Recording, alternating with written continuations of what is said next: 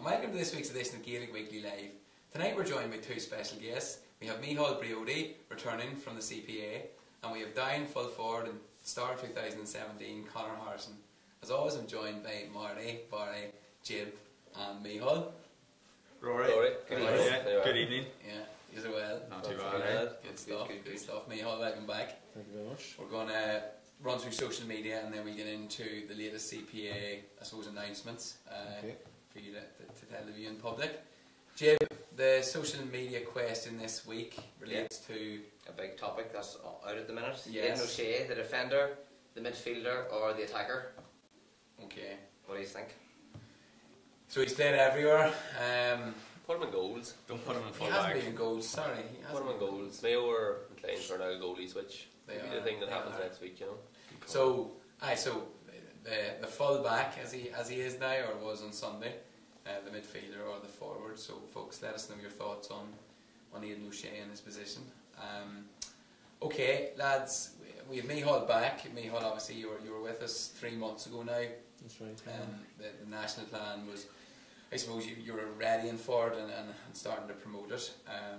So now you're at a juncture, I suppose, where on the 25th of July you launched that national plan. How have things progressed and what stage is that? Yeah, well, I suppose we, at the press conference last month, we presented what we call a discussion document, which is 3 plans. They're on our website, gaaclubplayers.com. We have a green plan, a purple plan, a purple plus plan. Basically what the 3 plans show is that inter-county football and club football can dovetail and coexist seamlessly. It reduces the training to games ratio for all players, promotes hurling and football equally. And probably the biggest thing is it allows every county board to give an unchangeable fixture list to every player at the beginning of the year.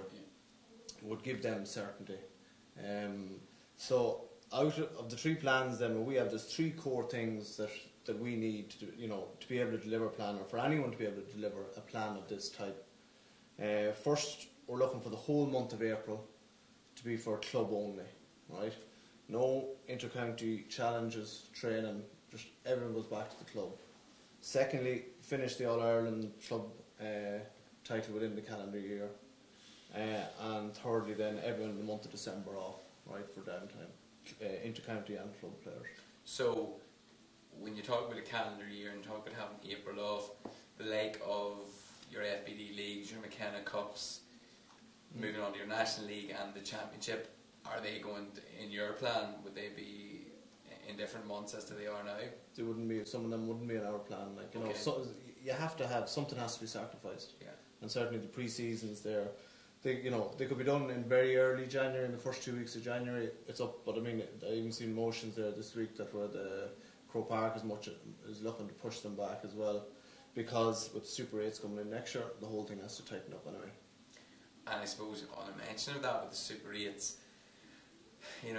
we've seen the plans the last day, and I think most of us were impressed with the idea of the structure to it. But the Super 8s coming into effect, do you not think the GAA have planned ahead for that and pushing past that is going to be tough? Well, they haven't planned for it. I suppose that's the other thing that we've really called out is like, are they working to a master plan, right? Okay. Because we have the special congress coming up next month, because they forgot about hurling at the last congress, and we have a few, with the proposals coming through on hurling, and now they're trying to sort of put in a few motions to help clubs as well. We've got sight of them this week as well. They're absolutely pathetic, right? And they're condescending to clubs, like on what they're doing. The email that went out to all the county boards is saying these are the 7 motions to facilitate the playing club season, club in capital letters and all. Like, we'll put them up there this week. Like, there are only county boards that have seen them at this stage. Okay. But a lot of them don't even apply to clubs. But it certainly won't make any change to the, we're getting a lot of correspondence from different counties all over the place. Just at this time of year, complete dissatisfaction at the moment with cramming of games, not getting games, so it's one thing after another. But it's the incremental change that the GAA have, and they don't have a master plan. We've shown them what a master plan looks like. Yeah. Fine, come out with yours and show us it's better. We'll gladly support any plan that is better than ours. Status quo at the moment, there's just so much dissatisfaction. Yeah, and you've had, I suppose, recent surveys then, 3,200 odd. I suppose, yeah, we did that one. Voting. Yeah, we did that one last week. We got the results back last week, and the two big statistics we would say out of it. Firstly, we asked a question like, have you ever considered walking away from the GAA because of the lack of a definitive fixture list? Yeah. And it even surprised us on the CPA executive, like 60% come back and said, out of 3,300, I think it was, that did it, said they would consider leaving, right? So we were like, wow, that's a big number. And when you put that on top of, in 2013 was the last dropout statistics that were done by the Esri report, right, and it said there was 75% dropout rate between the ages of 21 and 26 in Gaelic football, 60% in hurling. So you take that, and then you take on top of this the disillusionment that's going on. Like, it's, the guys up there, we was considering Croke Park is a little bit like sort of a fiddling while Rome burns. It's going on. They're not taking a real hard look at it. No. And I think you said it with 6%, and boys, that could be viewed also as scaremongering, but the stats don't lie. But I suppose if you think back to your own club, and you think now at, I suppose we're all private 30 odd, if you think you're only a club, but if you think back, to your teams at underage, and you think back to now who's still playing at whatever level, it could be probably more than 60%. The dropout, that report actually did soccer as well, and the dropout rate in soccer is a lot less because you have a definitive calendar list. Yes. You just get a fixture list. You can sort of plan a sort of a family life, a social life, a sort of personal, whatever you want to do around it, right? You can't with the GAA, you would notice where we're from, a very small village, like the Stony Show in town, like there's actually nothing, only GAA in terms of sport for us in Garrison. But even among our small group of friends, like there have been boys who would have dropped off, and boys who drop off for a year maybe and come back to it and go for another year, and lads who are kind of non-committal for most of the season and that there, because people have lives and people are working away, and it's so tough. Like, and you can see, like you're kind of looking at lads now. For a long time, I was kind of considered like, why would you not just come out? And then you're looking at the boys now, and you're thinking, well, they have a life. Like, they've got a lot of things going on, rather than hounding people to get them to come to a training pitch 3 days a week for no matches for the main part of the year. Like, the way you were saying there, like with a lot of the games, even with a small county like ours, it's feast or famine. Yeah. Either too many games in the small space of time, or you no games within it. We're getting emails there last week, especially a lot coming from Down, County Down, and saying that there was a championship, first round of the championship is drawn, and then on the first round of the championship is finished, and the second round is drawn on the Monday, and they're told to go out on the Thursday night, and lads having to try and schedule off work. I'm kind of saying, are you serious? Is that really happening? Well, we might actually, and we'll get Connor's view on that later, and I suppose, we look at a neighbour of ours in Cavan, and I think the way they're running their championship similar this year is, after the weekend's results, we talked about this a couple of weeks ago, they're drawing out who you play the following week. So, and Cavan's a big county, so it's crazy stuff. And there's just a lot of unrest there. And I suppose the other key point in the survey was, we asked, do they think that we have gone through the whole sort of democratic system of the GAA. We've gone, everything we have done, we've gone up through the various sort of levels that we've had to go on. We've just asked them, do we think now, with a certain lack of progress or a certain lack of action from Croke Park, should we escalate things? 95% come back and says yes. Right. And we got 246 suggestions on what we should do. And some of them wouldn't be for this side of the water. Okay, so just I suppose before we finish up and ask you what's next, and the definitive action that you plan to carry out in relation to the calendar itself, you're talking about having the month of April no county football, for example, but we compare it to soccer and GAA or soccer and rugby as we've talked about. Are you suggesting that it's every Sunday, that it's every Saturday evening, or do days of the week come into it as regards planning? On the club side. We have to let every county board would have to put in. There's different amount of teams. There's dual counties. I mean, you can't dictate one system fits 32 counties. Yeah. I mean, we certainly wouldn't be promoting that championship would be played in April, whereby a team could be out of the championship in April and have no championship football in summer. But some counties could start their championship, especially the dual counties that would need to run it off. You would have a chance maybe to run two rounds, but getting a whole round of league, a couple of rounds of leagues as well. Because a lot of the times too, like, you know, some counties will start games, some don't. Yes. You know. Okay. So, I suppose to finish off, what is next for the CPA, and how confident are you that your plan of action will? I suppose the next thing up is there's a motion passed by Wexford County Board unanimously to carry that month of April as a club only month, right? So that passed unanimously. So that now goes to Central Council at the end of the September meeting of Central Council, where we've basically written to every county board, and we're going to sort of get all our sort of county coordinators as well to contact the county secretary and say, look, can you support that motion to get through, and basically for them to see the benefit of it, right? Right. That's our next step, and obviously we're going to sort of highlight a lot of the special congress, like what's going on. We've discovered another thing this week, which is ahead of special congress, there's pre-congress meetings for all 4 provinces, whereby 5 delegates from each county board is invited into a pre-congress meeting. The one for Ulster is in Monaghan, I think at the beginning of September, and they will be shown these 7 motions, and then that will be say, well, look, explain to them what to vote for. Now at the same time, you will have the senior officials in Croke Park saying that it is the most democratic organisation, because the club, you can put any motion through your club, but it can get right up to the Congress floor. You can get to the Congress floor, all right, but if it doesn't get to the pre-Congress meetings where you get special lobbying, it won't get through. So unless it comes from Central Council, it doesn't. But I mean, it's time. It's time this was exposed. It's time this was kind of said, look, lads, this is the democracy that we're trying to work with. This is the constant incremental change that has given us this sort of pile of puke called national fixture plan, which is really what it is. Who's taking the pre-congress meetings then? Is it the lads from Croke Park or Croke Park? Yeah. Or bringing everyone in and just saying, buttering them up, this is what we want you to vote for? Yeah. Similar to Super 8s, there was a roadshow like that as well. It can be very hard for county boards who are waiting on money for a centre of excellence or something like that. Not suggesting that there's anything like that, but this is. But I suppose that is worrying. That's worrying.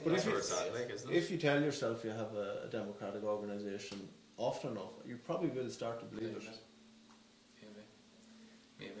Well, look, we'll keep an eye out, and we'll obviously be promoting it, the CPA on the site. I know what we've talked about tonight, that you're going to put it on your website as well, so viewers can catch up. The other thing then too, if we have a portal on the feature on the website now as well, where you can just put in if you have fixture problems, right? Just log them on, and we can kind of show them, because it was said to us at one of the meetings, to myself and Liam Griffin above at a meeting, and Derek Kavanagh from Cork, and the senior officials of Croke Park says, we're not seeing any evidence of this sort of club chaos. We had 5 games in 9 days there. That's right. Ago. Yeah, but see, we're the worst. We talked about it that night on the show. It was Christy Micheal was in. It was just kind of, should we just talk it? We took it on the chain link and just and then throw a junior game in the middle of it as well. So you've players need to act. The players need to kind of say, well, look, enough is enough. Because how are they saying that, Marty? What they're doing is, next year they're walking away or just not coming back. And the game, the games are brilliant. And they just deserve a definitive fixture list. Yeah, they do. Okay, well look, I say we keep promoting the CPA. Wish you the best luck with everything. We've seen the plan. We think it's a good motion. So we wish you all the best, Micheal. Okay. Yeah, just on that, Micheal, we have a bit of a controversial question coming in. You're under the pressure now, Micheal. We answered well. It's from Patrick Neelis. He thinks the CPA is all about money. He said the GPA did the same, all about county players. Now they're getting a fortune of sponsorship and other money. CPA are trying the same thing just so they can get big money out of it and jobs. There's no jobs at all. There's no money. We're not interested in money at all. Patrick sent me off. He's a referee from County Meath. He sent me off. He gave me a 3-month suspension at one stage as well. So how are you, Patrick? Any more comments, or should we avoid them?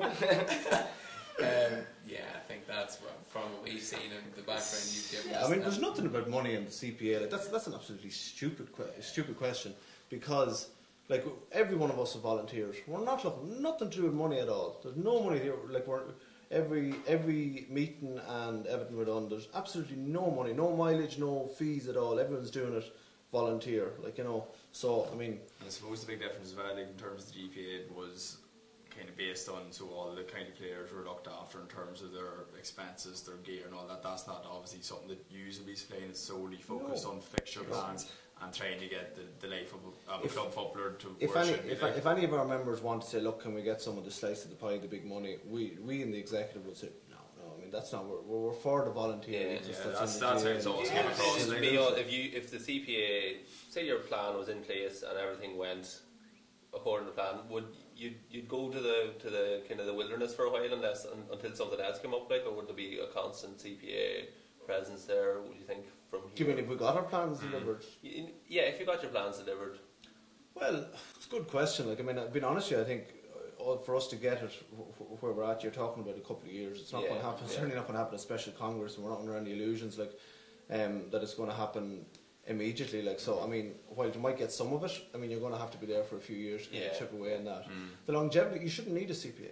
We've openly said that from the outset. Like, I mean, the GAA should be looking after the club players, like, you know, and if they can put in a definitive club fixture plan, which comes from the national, people would say, why are we all looking at sort of pulling All Ireland's back and sort of, you know, fixing the championship? Because the national championship, the inter-county championship, is what dictates when you have club weekends, you know.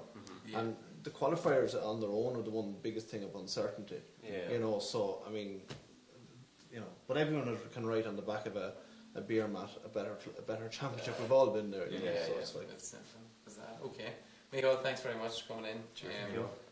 And keep in touch.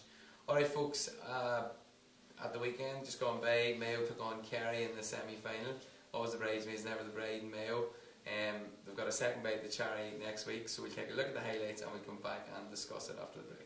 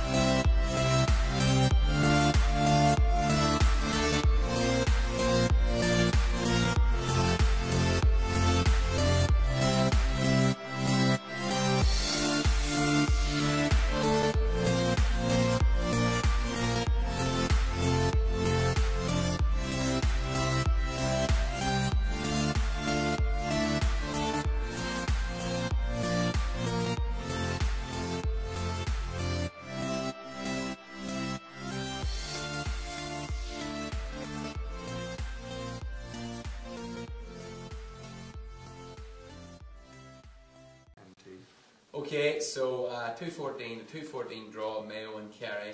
Lads, a really enjoyable game. It's an epic. It's Class, very enjoyable. It's kind That's of what the GAA needs. Yeah, replay. Replay, of course. But I was class now, just the intensity. Like there was mistakes, like there was balls dropped, there was spillages, there was wides, but it was intense and it was Exciting to the end. Exciting as well. It was, yeah.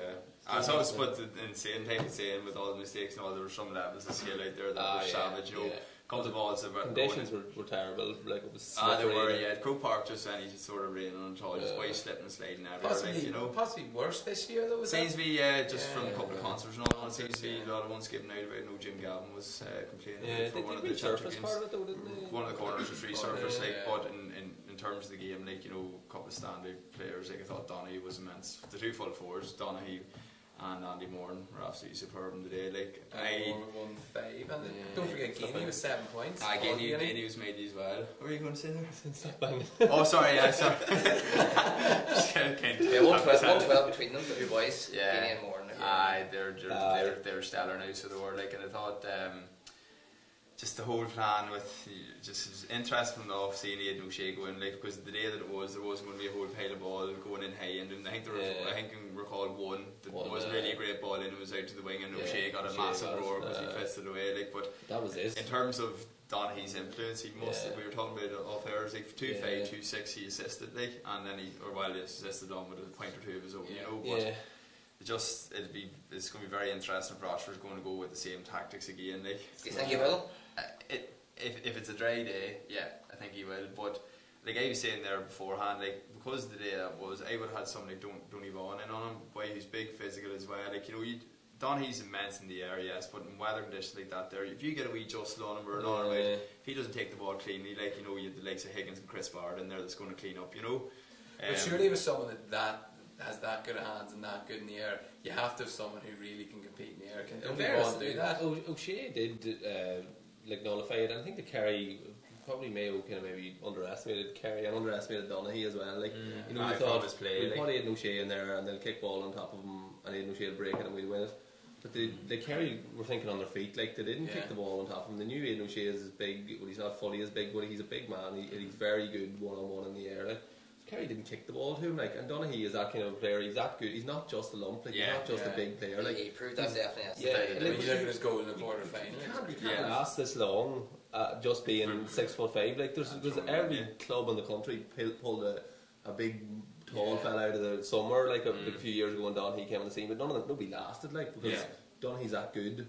Like, with the ball in front of him as well. Kerry tried with Micheal Briody, like, and it didn't work, you know. No, but it's amazing what giving up your job will do. I was reading an article with Morris Fitz during the week, and he was talking about Donaghy ahead of it, you know, and he said, you know, you can even see him in his clothes, you know, how much fitter he is, he's ripped. Not everyone is a luxury, I suppose, of giving up job to train for GAA. But I know he said the basketball season for himself, but serious Nick for it as well. Like, he enjoys that off-time from football as well. Like, you know, so. I think that as Morris was saying as well, with the Woods of basketball was one thing, but I think that there was a program in place as well for him, and it was adhered to, like, very strictly. And obviously it has. Yeah, because they were talking about before the Galway match, and you know, he did show up very well in the Galway match, and then obviously it was a big talking point before the Mayo match. You just wondered that Mayo buy into it a wee bit too much. Like, you know, he obviously done a lot of damage against Galway, who we knew before the start didn't have a great full back line. You know, whereas Mayo did kind of take Aidan O'Shea away from themselves. Like, well, that's the point. I think that's the point in the social media crisis. Surely you lose. So, Barry, you have a different view on this, but surely you have so much going forward. I have a slightly different view, just based on the amount of ball that went in quickly into the Mayo full forward line. I feel at times whenever the likes of, say, McLaughlin or Dermot O'Connor has the ball, they kind of nearly look for O'Shea first of all to be that driving force, run it. And the day that it was, like, in the type of ball that was going into Andy Moore, he won probably, I'd say, 85-90% of the ball that was going into him, and 9 times out of 10 there was something coming off him, whether it was his own score or giving it off, and they were getting another attempt. I feel sometimes with O'Shea that because he takes so many players into him, he feels like he has to run the ball every time. Like, you know, you don't see that's only my point of view in terms of the way they're saying is that Mayo can, as Marty said, you know, Kerry aren't a one-trick pony. You know, Donaghy's a good footballer with thinking on their feet. You're saying essentially that Mayo can't mix it, you know, give ball in long and have Aidan O'Shea driving forward. No, well, they can, like, but I just feel sometimes that they use O'Shea too much to do that for the initial attack. Like, so a lot can't mix it sufficiently. They can if needs be. Like, I understand what you're saying there. Like, Mayo probably haven't looked as dangerous as they did early in that match yesterday. Like, obviously against Roscommon, who are a different calibre of opposition. Like, but against like Kerry, they've never looked as dangerous as they did yesterday, and that is possibly what Barry's saying. Like, the ball went in, and O'Connor and Moore in particular was wreaking havoc in there. But if you look at Shamey O'Shea, like, in midfield, and you know, if you had somebody else do what Aidan O'Shea was doing, like, Shamey O'Shea would surely have been Aidan O'Shea would surely have been better than Shamey O'Shea around the middle of the park. Like, anytime Clark went long yesterday, like, Mayo struggled, like, you know, and if you had Aidan O'Shea out there contesting, I think Donaghy probably stayed in more than he normally would. He normally dips out for a while, but he knew he's got Aidan O'Shea with him, so I'm not dipping out to bring Aidan O'Shea out there. I'm staying in. Like, and there was times that he was on the sideline and Aidan O'Shea was still standing beside him. Like, you know, if he's standing on the sideline, like, Shamey O'Shea can stand beside him, and Aidan O'Shea is a better man around the middle of the park. Like, you know, but I know with ball in front of him, Shamey O'Shea definitely wouldn't be. There's a lot of pros and cons, but it's just depending on what on the day. So it is, you know, it's just like I just think just the way the Mayo, like, they were so dangerous. Like, and the plus side, if you did have O'Shea as a centre half forward or midfielder, and I'd say it's probably gone through Rochford's head after is that Kerry are still very open with those late runs down the middle. It was shown yesterday again. It's been kind of stated through the whole championship so far. Teams are getting through them in the middle, so they are, you know, takes one ball, one take, one man off the shoulder, and it's happening more and more often. That's the thing where O'Shea could come into play. Now, it depends in the game. I imagine Rochford's just going to do the exact same again and play O'Shea in full back because to see how it goes, you know, as such. I think the weather conditions will have a massive say in the game on Saturday. If it's a dry day, O'Shea will be there. If it's another sort of wet, rainy day again, I'm not 100% sure, because I feel that you could put something like Tony Vaughan in on him. The one thing that really would have put the shits up Kerry with about 10 minutes to go was take Aidan O'Shea out and just Donaghy would have went with him and put him up the other side and see what happened, you know, because that, like, Kerry would have been completely, like, the whole thing would have been flipped on them, like, for, you know, we've got to think about him. Their full back line, even like without Aidan O'Shea anywhere near the full back line, they were struggling to cope. Like, but there's so many variables for next week. Like, if you look at every line in the pitch, bar possibly the two full forward lines, you know, everyone's up for every place is up for grabs. You know, like, there's going to be position changes. Like, Lee Keegan played most of the match in centre half forward. He was very quiet. Dion O'Connor was very quiet. Like, Murphy and Keegan kind of nullified each other. You know, Colin Wilde for some reason was taken off when he was unreal. I know Paddy Durkin got the equaliser, but Jesus, Colin Wilde was having a monstrous game. He must have some sort of medical condition or something. I had to take him off after 42 minutes.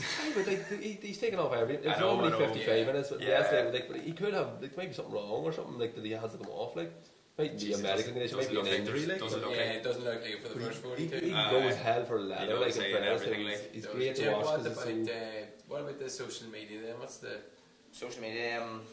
Aidan O'Shea is a centre forward and Keegan a half back. Leave them there and find another big man to mark Donaghy.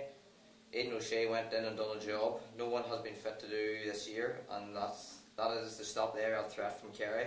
Credit due. I think if Aidan O'Shea wasn't there, then you would have seen Starr continue to do what he has done all summer. And Starr did do what he done all summer. Yeah, I think that's I know Mayo have got a lot of, like, skeletons in the closet when it comes to high ball, and like they've seen a Murphy, like, they've seen it in 2014. Like, Donaghy came on late, I think, in the drawing match, and it caused a lot of damage, and they end up drawing the match for them, you know. And in fairness, they did, like, Rochford was not afraid to make decisions, like, you know, with the goalie last year, which didn't work out. Donaghy this year with O'Shea didn't really work out, but in fairness to him, you know, can't be faulted for trying. Like, one thing they need to sort out is, I hope they don't do it, like, they don't need to change the keeper.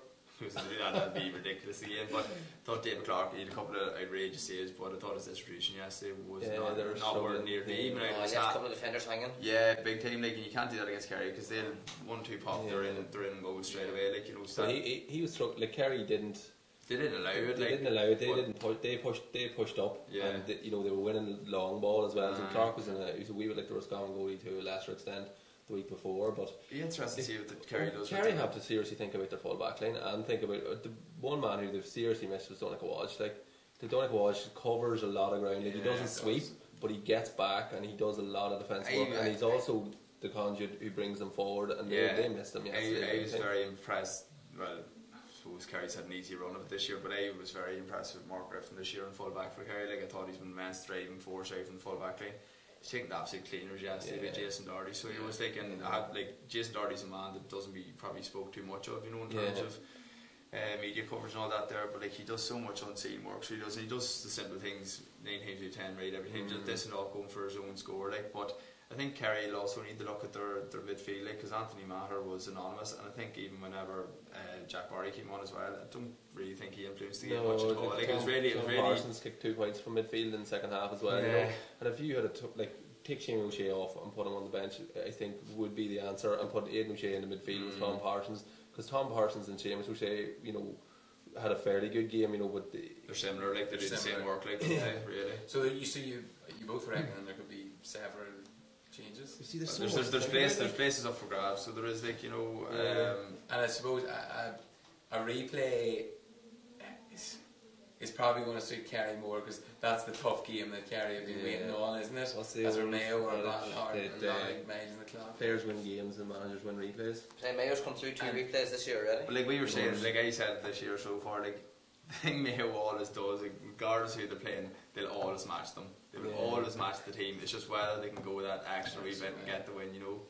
But they'll always match them stride for stride in the games. Like, so who do we fancy for this week? Mayo All Ireland. Kerry. Not Kerry. I don't think Kerry will be as poor again. Kerry were poor, like, you know, they started Mayo made them for.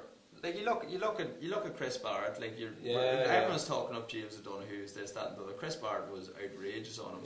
So Keith Higgins again didn't give his man a sniff, even though he scored 7 points. But you know what I mean, though. I mean, like, coming the end of the game, like, you know, he was putting in the effort, tackling in, not diving in, you know. You said both days, you think Lee Keegan will be as quiet again? He'll probably not be. I think like, to me, Lee Keegan has to be in the half back line. Definitely. You know, it has to be in the half back line. He's got such an influence. You know? Exactly. But you want to run him from deep, you know. He's sitting up there. So Kerry could go defensive the next day. Like, they might think about. They might, like, you know, they've done it before. It's not as if it's completely against their.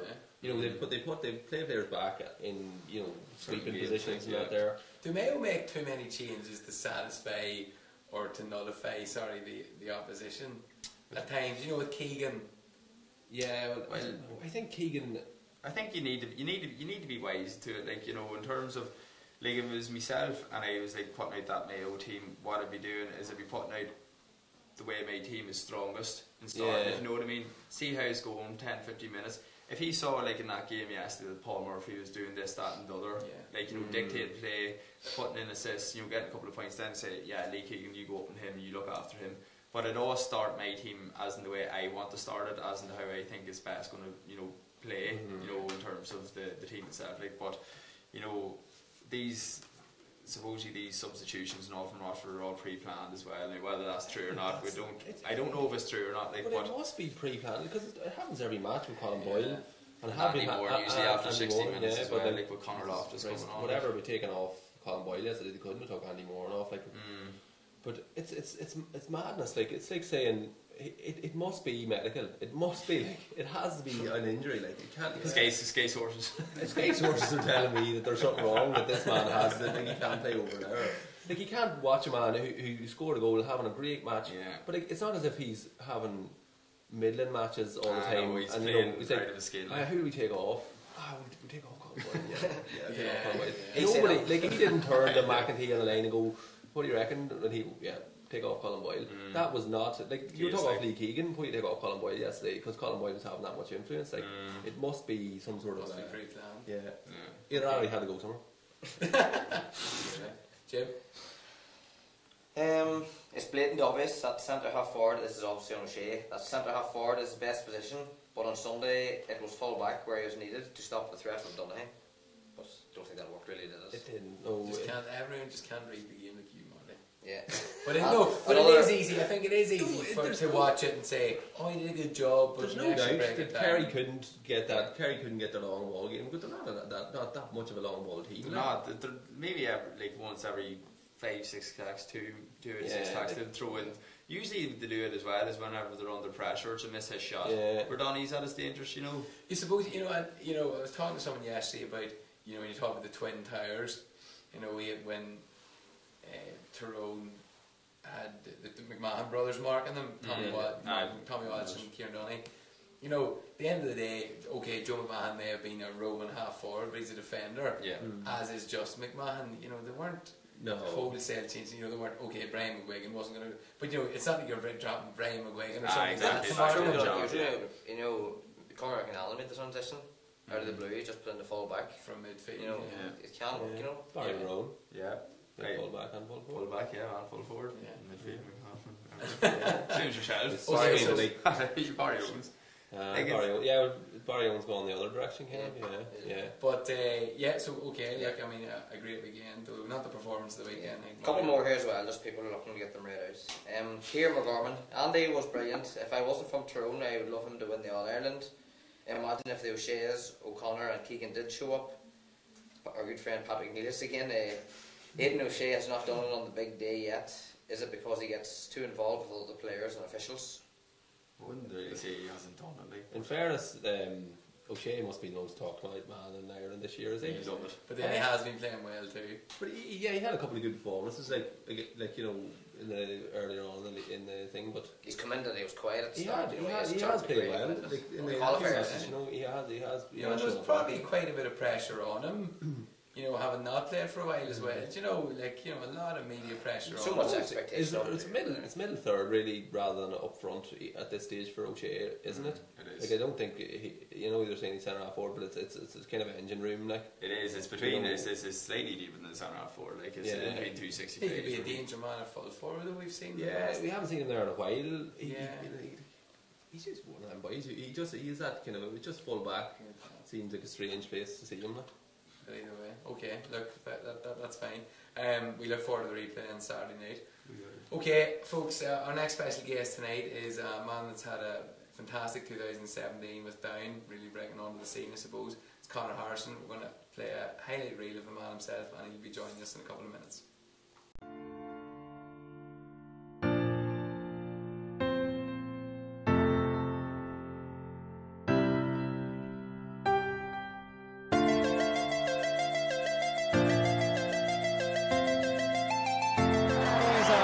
Of a point. Excellent play by Down.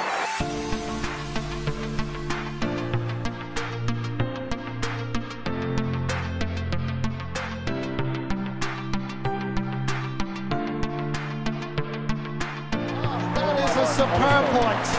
What a point from the man from Glasdrummock in the heart of the Mourne Mountains.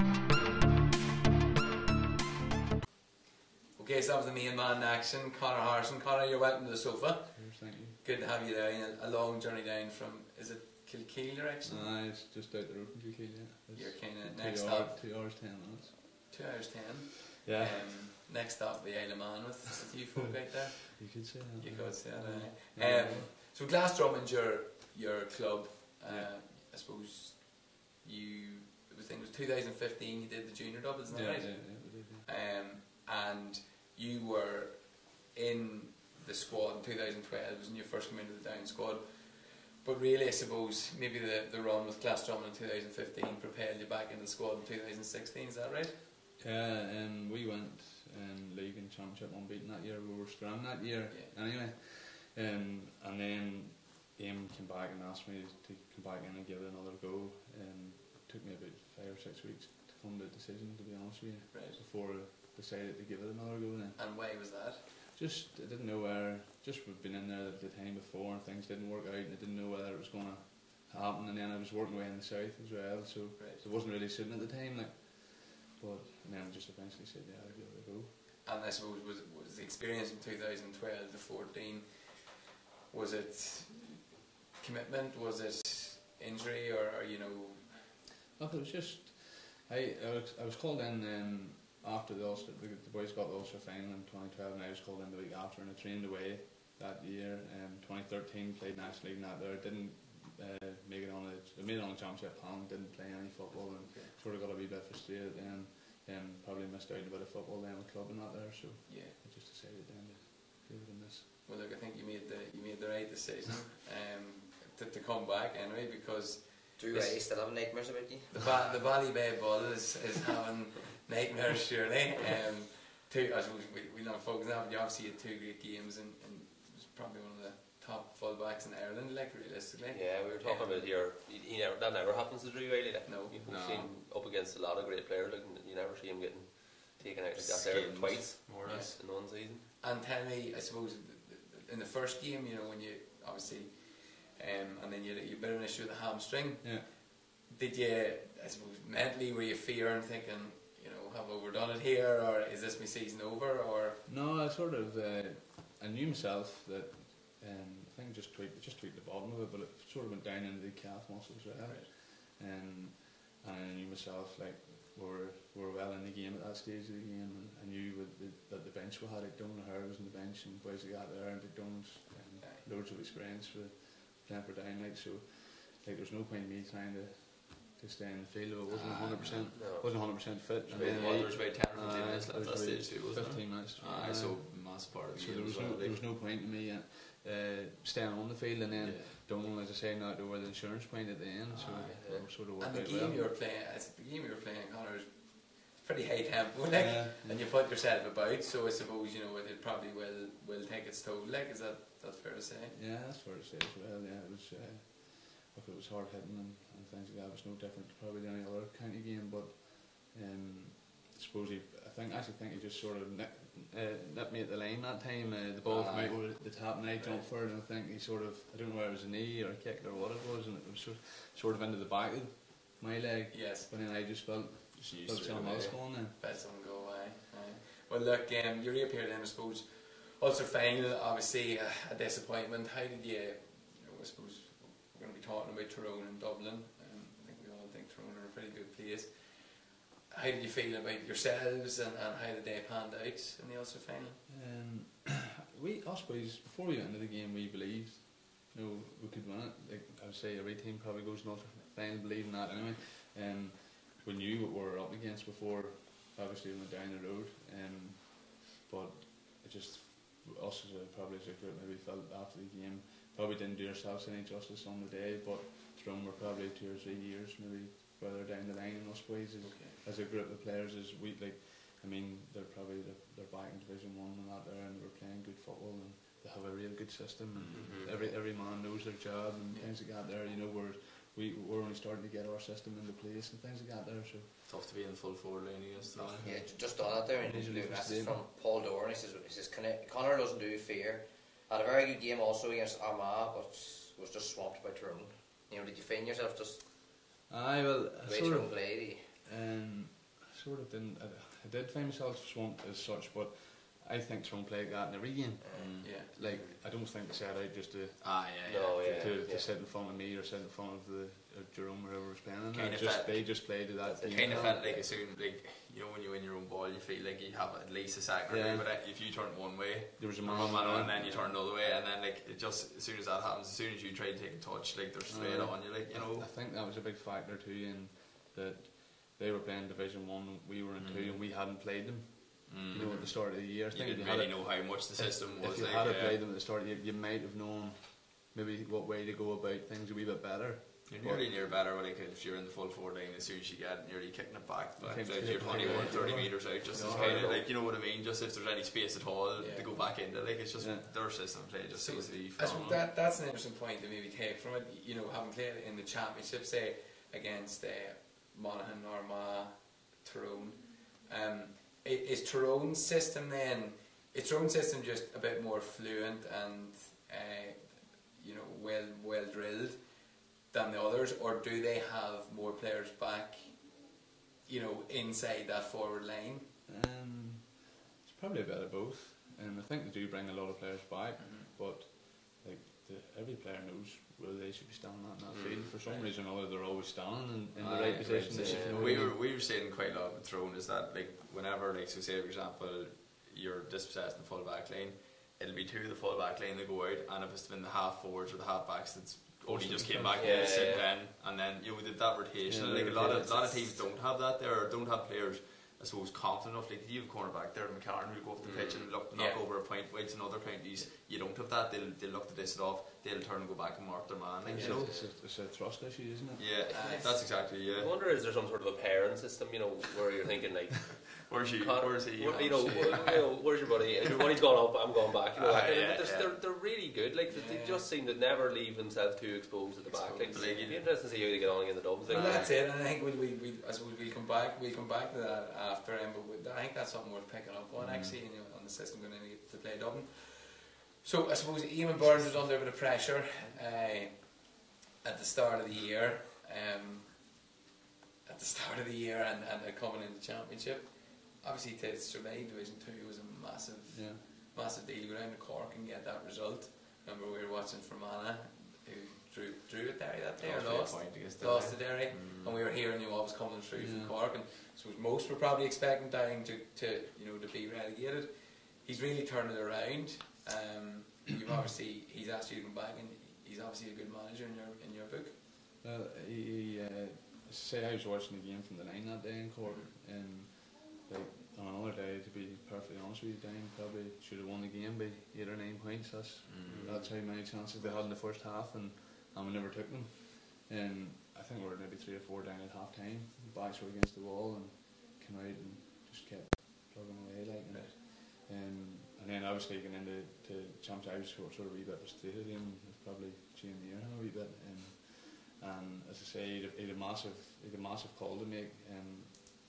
3 weeks out of the championship, I just started to hit the ground running. He had a big call to make with the 4 inside men that he decided that was going to be fighting for them positions. He had that big call, and he made the call to drop Barry and to start me. And I suppose there was a wee bit of pressure such on me then to take the chance, because I hadn't played any league football. It wasn't club football form or just training? I was going to say that there. No, just training, just 3 weeks out from championship. Like, I think about 5 weeks out I had a throat infection, and I missed a week of training. And then a month out I was just thinking to myself, I'm nowhere near the 26 here. There's no chance. Get any good drugs when you got that throat infection? Any good drugs? No, unfortunately not. It was funny, I rang the team doctor, and he says to me, I've seen on other occasions when boys take a week out, I've seen them come back a lot better. And I was thinking to myself, you're not going to see me coming back. and he says, I'm serious. And so a month out then, I was thinking to myself, not going to make 26. 3 weeks out, I just hit the ground running, and like sort of the older boys of the team, the more experienced men, like Aidan Carr, Mark Hogan came to me and said to me, if you just keep plugging away, keep doing what you're doing, like, he's going to struggle not to. He gave you a chance, like, and obviously he did give me a chance that people didn't agree with as such, like, and people obviously, because I hadn't played any football, they were saying, well, I don't know if he's made the right call, or but it was up to me to take a chance as such, and you did. Like. That's great to hear. I think with the trust the manager has, isn't it? Yeah, definitely. If you see it, like, would have seen it in my time in Fermanagh, you just boys who are kind of stuck into their position, and even they wouldn't be putting the effort in and training that some of the fringe players would be putting in, and the fringe players, it takes. I've seen managers not make them decisions, in the past, where a man's showing up in training and should be getting the call that he's not going, and he doesn't get it. I've seen it happen the other way. And it's great to see. Was that through in-house games? Was it? It was through in-house games. There's not better than in-house games. You just show your worth, like. But for the manager to actually go. I think from the under 12 up, it's the start of the season. If you don't train, you don't play. But for that to actually be coming through, and for the success that Down have had this year. But I think that should be part and parcel, whether it's club teams, county teams. Like, if you see a boy, it should be, but it's not. I know, but it should be a case if the boy's putting in the effort. That's, to be honest with you, that's where you can see a lot of issues within, especially county fans, where boys are walking off, because you can see boys that might be preferred down the years and have whatever amount of experience, and you see lads that are putting in whatever the gym sessions are, the pitch sessions, and really showing well in club, but yet they're not seeing any reward for it at the end of it. Like, when that could be only like a start in the club game, might even be coming on in the game to show your worth. Like, and if you don't get that opportunity, like, I suppose, Connaire, yourself, you were 25, 2013, you're saying there, you don't see that there. You're only going to get frustrated. You're thinking, we said it there with Chrissy the other week as well. Why do you put in the effort? You get no reward at the end, so you're thinking, you know what, not wasting my time here Not anymore. wasting time, yeah, but it's good to see.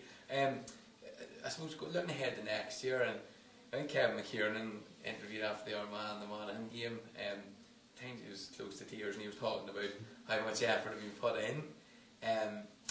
I suppose he talked about the people from down that want to play are here. There seems to be an awful lot, or suppose a lot of talent missing from the squad. Again, as we say, 15 fighters or 15 footballers, 15 boys that are dedicated, or the 30, whatever it may take. Are there quite a number missing? And I suppose, do you expect to see a new breed or a new influx of players coming back next year? There's a few missing, I would say, as such, but I mean, there's probably a few of them boys that's not there that have never been there. Okay. As such, but are good enough to be there, if you know what I mean, and just haven't, I don't know, for one reason or another, just said no, and I don't want to. It's not a case that they haven't been asked, like, it's just their own personal decision. It's been their own personal decision. Like, now, maybe, like, I know things weren't going on maybe as well at the time, maybe whenever they're asking things like that, but now maybe whenever down did go well this year, considering where they were at in the league and things like that, and the championship sort of took off for us. Hopefully some of these boys will, if they're asked again, I will eventually say yes. I'll give it a go and see what they think. They'll return, because there's definitely good players in down football, like. Of course, I think it was hard for us to probably look from the outside and see how well down we're going. For so many people to be saying, "Oh, well, such and such isn't there," and we didn't see a massive amount of talent lacking, did we? Well, I suppose the league campaign, although they stayed up, like you know yourself, Connaire, the start of the league, like Fermanagh put them to the sword the first game of the league, up and down and that there, like, so there's probably a few question marks at that stage, like, but you hear it from every county that Christy McKay saying last week with the Derry, the clubs deciding we're not going out to play for the county this year, like, and you hear about it, you don't know the individual cases in each county, like, but something that seriously needs to be looked at, like, with players, the best players in the county not coming out to play, there seems to be some sort of a problem somewhere, like, Yeah. But the trust in the managers has probably paid through. Jim, have we much interaction there? Does the panel think that players from so-called smaller clubs have to work twice as hard to get into the first 15? Glasgow don't even have enough for a reserve team. I'd say nothing from Fermanagh. Fermanagh seems to be mostly Division 2 players playing in the county. It's a good question. I don't necessarily agree with that to a certain extent.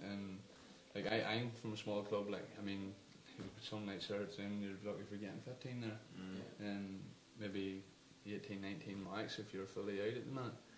I just think if you're good enough, you'll get there. But at the same time, it's this time of the year that you need to be doing it. Like, it needs to be championship time whenever county managers and selectors and boys like that are going to them games to watch boys. Like, I think it's just, I suppose, with that point there, it'll be, suppose, you said you've done the junior double there a few years ago, now you're sort of in the intermediate stage. It's just like, picking up them players from them levels, if you know what I mean. Like, because, if you're county management, you might hear of a boy or two down just through, people talking about players, and you might go down and view a match or whatever, but generally it would be, possibly intermediate, later stages, and senior championships that the managers might be going to view. So, like, I suppose in the point there, if it is a small junior club, you might have a quality player, a few quality players, but it might be a case the manager only wants to look at senior level football, and that can realistically happen at times, like, and so there mightn't be a fair crack of the whip, Well, I think this year in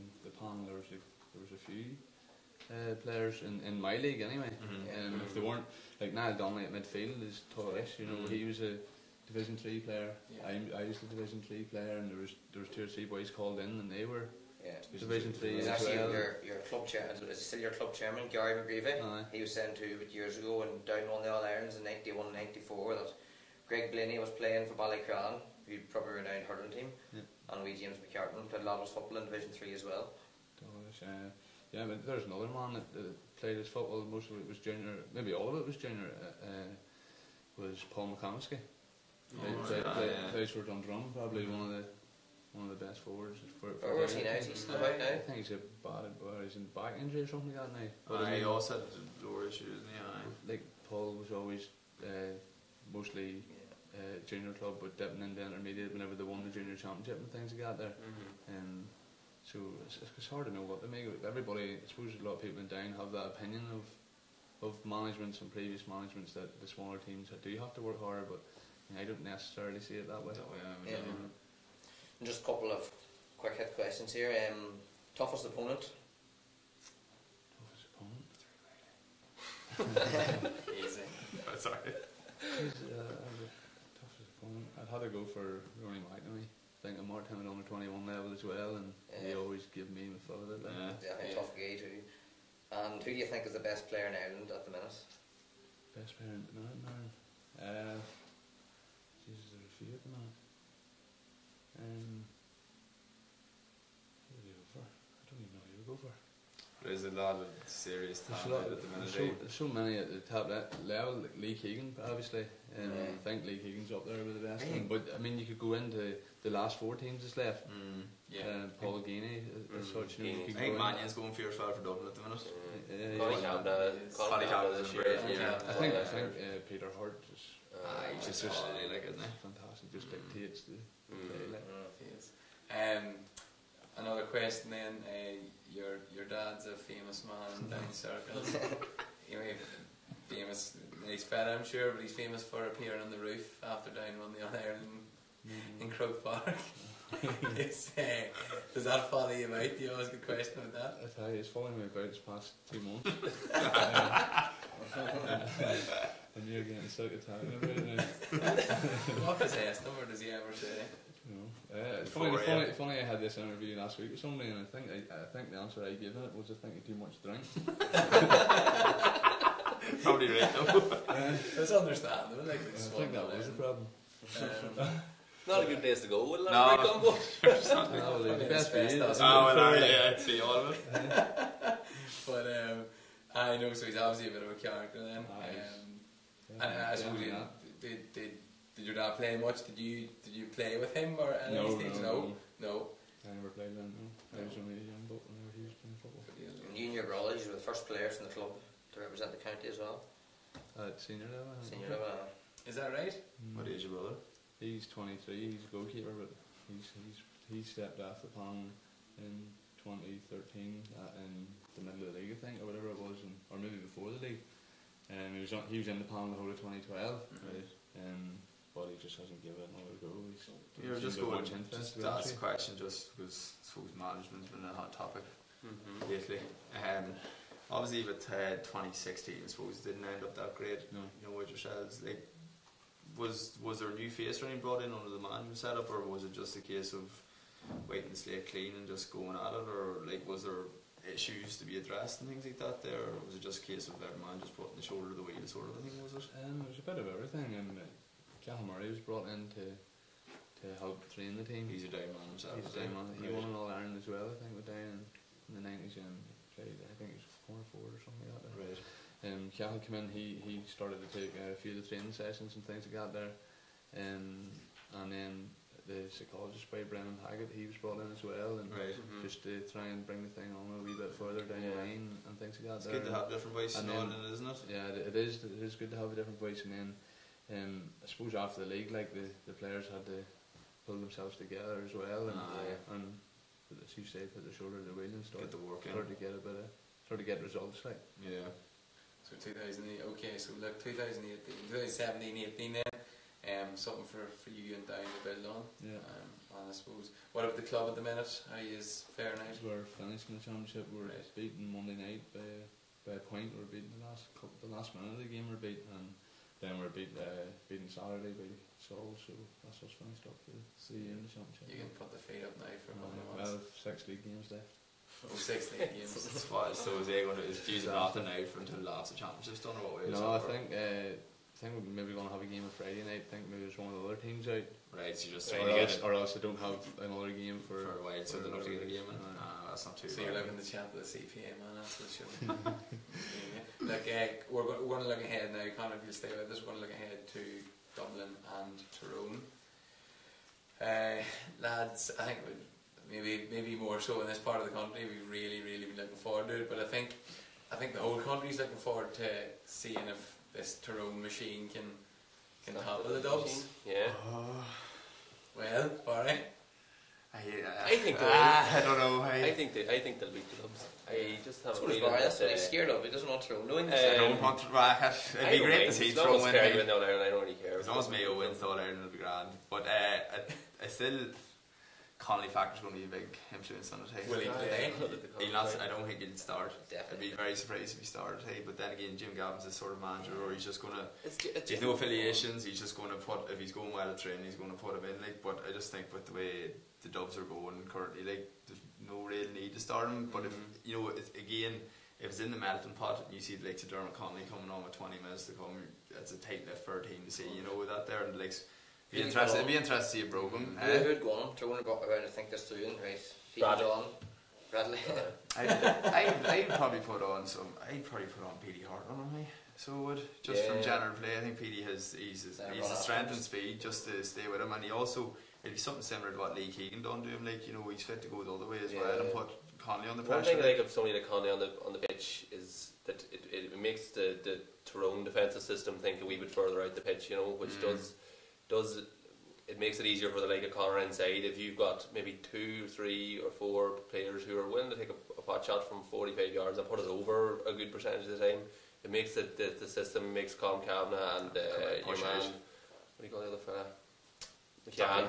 You know, makes them think, you know, we got to get a wee bit further out here. It's not just the full forward line that we're worried about here. You know, Donegal did that against Dublin in 2014. Yeah, they did. Yeah, you know, not really notified him. It was 50 yards that had hit pot shots from. The thing about it as well, though, with a lot of the teams Tyrone's played so far, like the midfielders that have been against you wouldn't class them as scoring threats really. But like in Brian Fenton, you have a serious player there who can put goals in points as well. Like, and he can create a lot of havoc. So he can't make the field. So you know he's going to have to take a lot of looking after. You know, and then as I was saying earlier, like the likes of Kilkenny and then Mannion in the half forward line.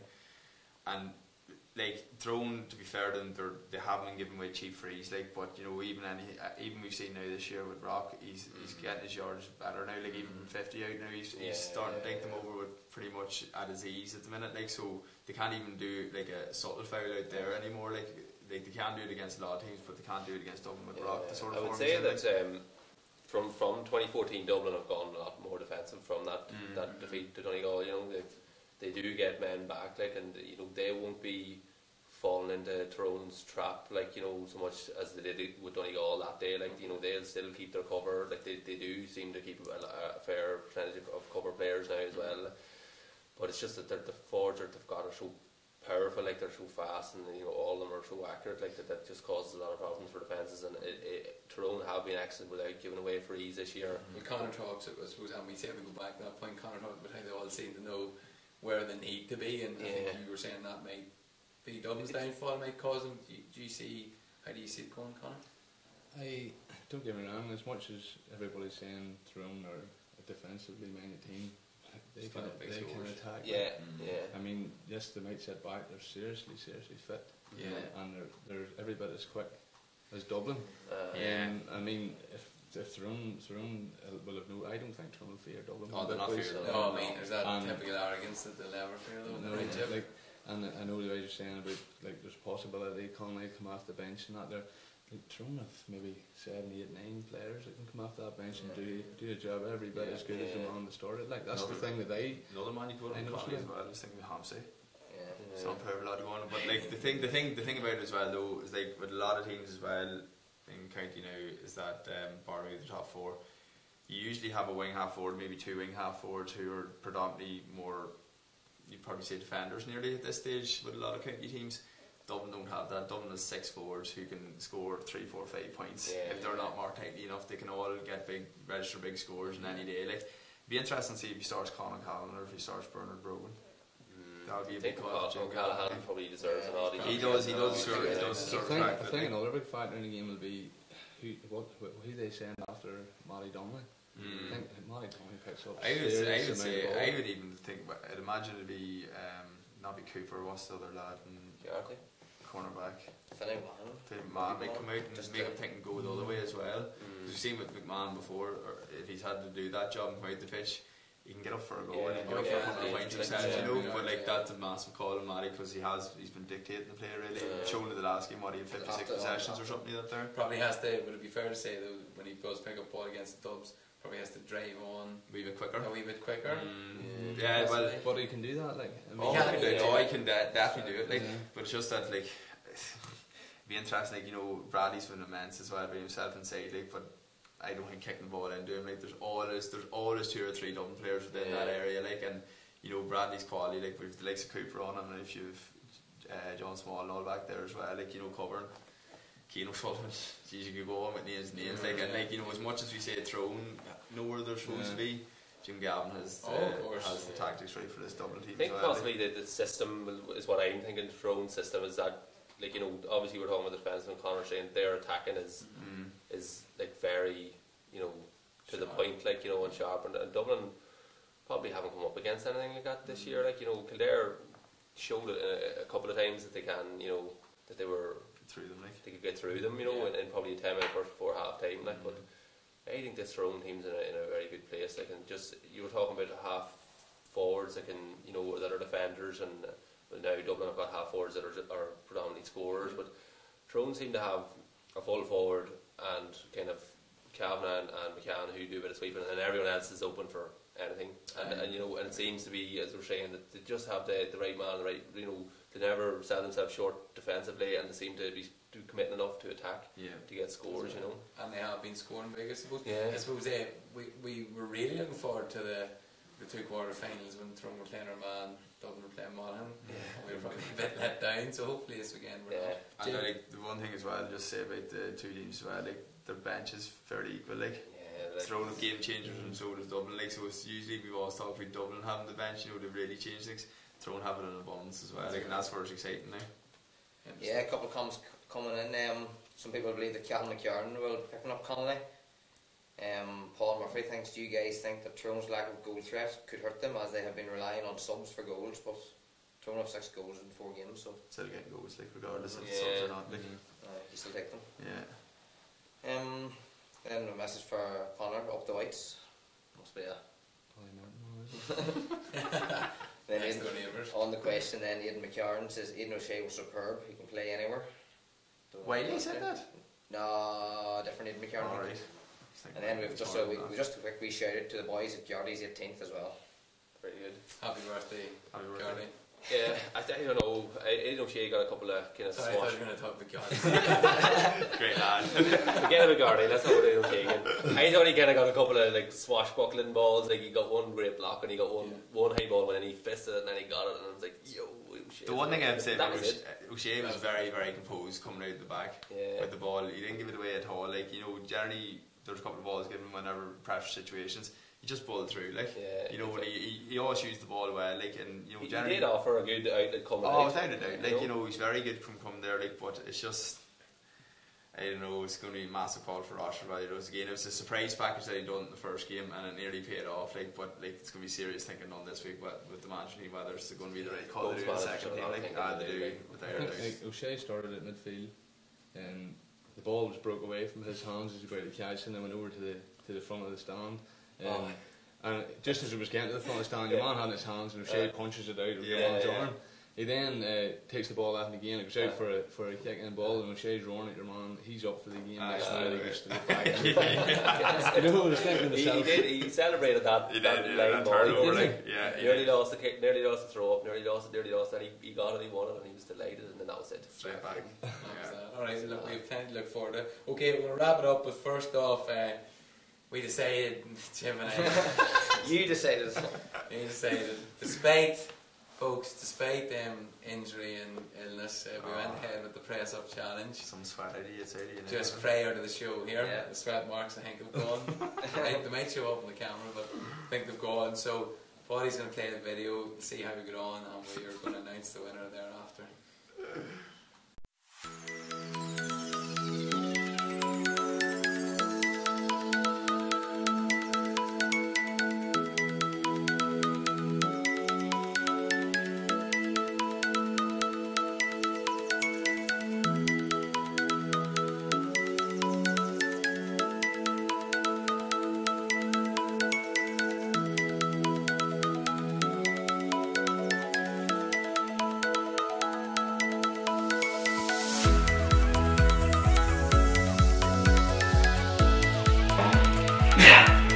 What's good?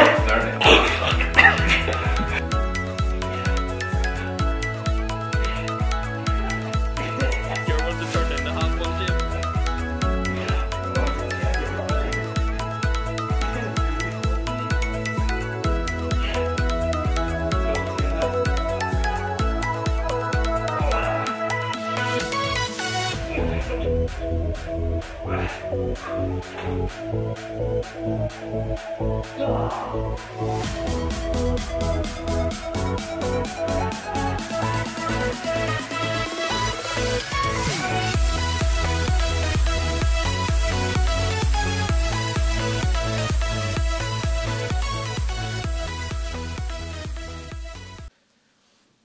Okay, haven't seen the video yet. No, We gotta be. Doesn't look well. Unreal, Right there. Jim looks like an absolute powerhouse for CJ. Jim, Yeah. is Jim going down far enough? I don't know that. Anyway, what So the Jim's combined press up on mine was what? Yeah, combined total was 108. We shared it. Well, I done 99. What was the difference? 9. Jim, who won? Nobody got the exact amount, but the closest was 107 from Fermanagh, county player, Ex-county player. Dackie McCusker. I'll bring it to her in the round of golf too, so don't worry. Yeah, Very you good. got yourself a lovely Masita jersey. Yeah, Very nice. Masita what, Roy? St. Regina's. Regina. St. Regina's. All right, Declan. Well done. Rumour has Jack was instrumental in the icing of Pete McGrath this year. I heard that. But Can't comment. Him and the rest of the Yeah, so send in your details, Dackie, your size. Shall I just bring it? Probably- Alright, good. That's- Oh, that'd be too big for that. Yeah, that'd be too big for that. Actually. Okay, I so reckon Declan's you winning take that this. jersey. Jim, something else you want to mention? Oh, I want to thank as well Yard Industry for the jersey on the wall that sent in this, so thank you very much. Sponsors I of know it's been- Greencastle. Yeah, it was a bad weekend for Greencastle, although, but Ah, well, we'll thanks to the jersey anyway. I be think closer I'm with trying that. to. Okay, lads, 2 great games to look forward to then. We'll be back next week, of course, to look back on them. Connor, thanks for coming down. Thank you. Safe trip home, and Connor. best of luck. Best of luck next year as well. Alright, lads. Well, Right, cheers, Rory. Thank you, Roy. Thank you, Roy. Good evening. Okay, folks, another good evening, action-packed show. So, look forward to the games this weekend, and we'll see you next Monday at 7:30. Good night.